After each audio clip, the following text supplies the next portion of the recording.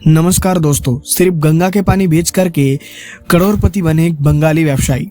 नाम क्या है जानते हैं आप? तो चलिए आज के वीडियो में हम इसी विषय पे जानेंगे कि एक बंगाली कैसे सिर्फ गंगा जल बेच करके व्यवसायी बने।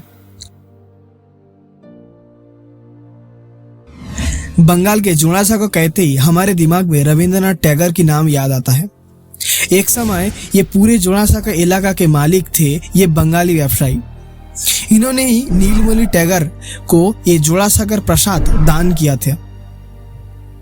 अंग्रेज शासन काल में भारत के पश्चिम बंगाल राज्य में ये गंगा का पानी व्यवसाय शुरू किया था। एक बंगाली व्यावसायिक थे। एक समय स्वयं कामदेव रूप के राजा इनके पास 1.5 लाख गंगा जल के पात्र खरीदने आते थे। इस सज्जन व्यक्ति का नाम है श्री वैष्णव चरण दास। तीक्ष्ण बुद्धि संपन्न ये बंगाली व्यवसायी गंगा जल पूरे भारत में कितना पवित्र है, कितना मान्यता दिया जाती है, ये ध्यान दिया वैष्णव चरण दास।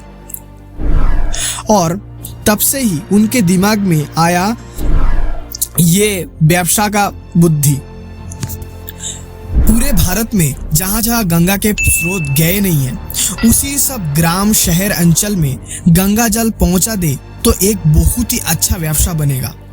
बंगाल के कलकत्ता में गंगा जल फ्री में मिलता है क्योंकि वहां गंगा है। तो इस गंगा जल को थोड़ा सा साफ करने में कितना खर्च होता है। बस ये सिद्धांत लेकर के वैष्णव दास गंगा जल का व्यवसाय शुरू किया था। एक मिट्टी के पात्र में फ्री में गंगा जल भर करके ऊपर में एक पतला कपड़ा दे करके नारियल का रस्सी से बांध करके ये बेचना शुरू किया था। कुछ दिन के अंदर ही अंदर वैष्णव दास के व्यवसाय जोरदारी से चलने लगते हैं। वैष्णव चरण के गंगा जल बंगाल से लेकर के पूरे भारत में फैल गए थे ये गंगा जल के व्यवसाय। उसी प्रकार उस समय वैष्णव चरण को देख करके बहुत सारे बंगाली चेष्टा किए थे कि गंगा जल की व्यवसाय शुरू करें, किंतु तब तक वैष्णव चरण एक ब्रांड हो गया था। उनके गंगा जल के पात्र के ऊपर एक शेठ वैष्णव चरण मोहर दिया रहता था। पूरे भारत में श्रेष्ठ राजा, जमींदार एवं बड़े बड़े वैज्ञानिक लोग गंगा जल लेने के लिए उनके शरणापन्न होते थे। इसके बाद सैकड़ों और करोड़ों रुपए का मालिक बन गए थे वैष्णव चरण। अंग्रेज लोगों से खरीद लिया था उत्तर कलकत्ता जोड़ासा का सहो बहुत ही बड़ा इलाका, और एक प्रासाद बना के शुरू करते हैं और बहुत सारे व्यवसाय। ये जोड़ासा का नाम वैष्णव चरण के पैसे से ही बने और विख्यात भी हुए।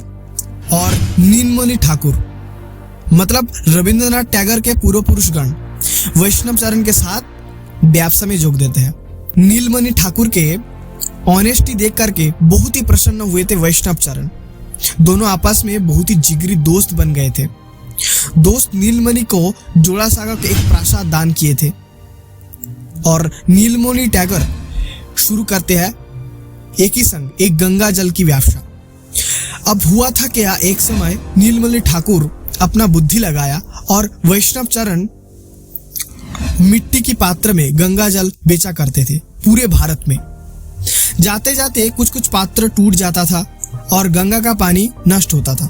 ये देख करके नीलमणि ठाकुर अपने दिमाग लगाया और टीन की पात्र में गंगा जल बेचा शुरू किया। देखते देखते रातों रात पूरे भारत में नीलमणि ठाकुर के गंगा जल व्यवसाय उन्नति हुआ। तब उस समय वैष्णव चरण उनके दोस्त के उन्नति देख करके गुस्सा नहीं हुए थे, क्योंकि उस समय वैष्णव चरण की और भी आदि व्यवसायों में बहुत उन्नति हुए थे। गुस्सा तो दूर की बात, नीलमणि ठाकुर के ये बुद्धिमत्ता दे करके वैष्णव चरण बढ़ावा दिया था। देखते देखते नीलमणि ठाकुर जमींदार नीलमणि ठाकुर बन गया था। तो इस बात से प्रमाण मिलता है कि बंगाली भी व्यावसायिक बन सकता है। पूरे भारत को सिखाया कि गंगा जल बेच करके भी करोड़पति बन सकते हैं। शेठ वैष्णव चरण एक बंगाली थे और बंगाली होकर के पूरे भारत को दिखाया कि गंगा जल बेच करके करोड़ों करोड़ों रुपए का मालिक बन सकते हैं।